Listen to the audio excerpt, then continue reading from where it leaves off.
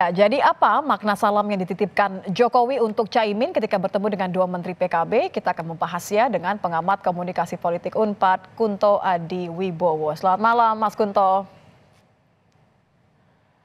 Selamat malam, Mbak Nidia. Mas Apa Kunto, kabar? ini salam silaturahmi biasa atau mohon maaf lahir dan batin, Assalamualaikum, silakan masuk kembali ke koalisi pemerintahan mendatang. Ya, sebenarnya salam ini akan wajar-wajar saja kalau Pak Jokowi dari awal tidak kemudian mengintervensi atau cawe-cawe lebih jauh ya ke Pilpres dan Pemilu 2024 gitu. Karena Pak Jokowi sangat sayang putranya sehingga kita bisa menafsirkan banyak hal dari salamnya Pak Jokowi ke Caimin ini. Yang pertama mungkin ya seperti Pak Menkominfo bilang ini bisa jadi untuk merangkul kan ini istilahnya politiknya Pak Jokowi itu kan merangkul Hmm. semua gitu kan Pak ya. Jadi tentu Merangkulnya saja sejauh mana nih Mas Kunto? Merangkul ya parlemen aman, karena kan PKB juga suaranya bertambah ya, masuk lima betul. besar lah ya.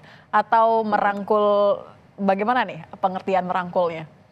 Ya, merangkulnya bisa dua hal. Yang pertama, nanti ketika pemerintahan baru terbentuk, lalu kemudian butuh koalisi pemerintahan yang lebih kuat, gitu kan. Di situ PKB dirangkul, dan tentu saja dua menteri ini mungkin kan juga dijanjikan juga, ya udah dua menteri lagi, atau mungkin tambah tiga, gitu kan. Hmm. Atau saya nggak tahu sebenarnya perbincangannya gimana. Dan yang kedua adalah soal hak angket.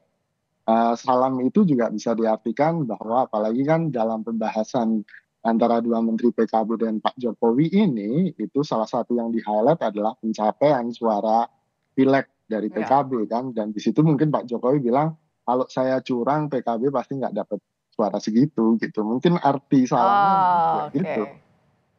Kalau terkait ini bicara curang ya, tapi kan PKB juga termasuk partai yang kemudian mendorong hak angket di DPR.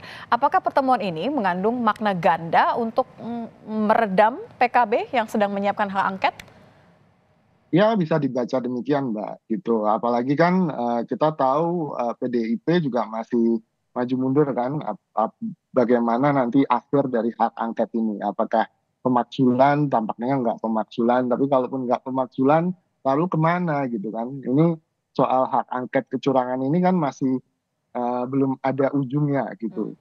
Walaupun kemudian partai-partai di koalisi 01 tampaknya masih punya komitmen untuk solid dan ditambah PDIP gitu. Nah, Oke. untuk apakah salam ini bisa mengubah komitmen PKB di hak angket, saya pikir ya mungkin dalam waktu dekat enggak sih Mbak gitu ya.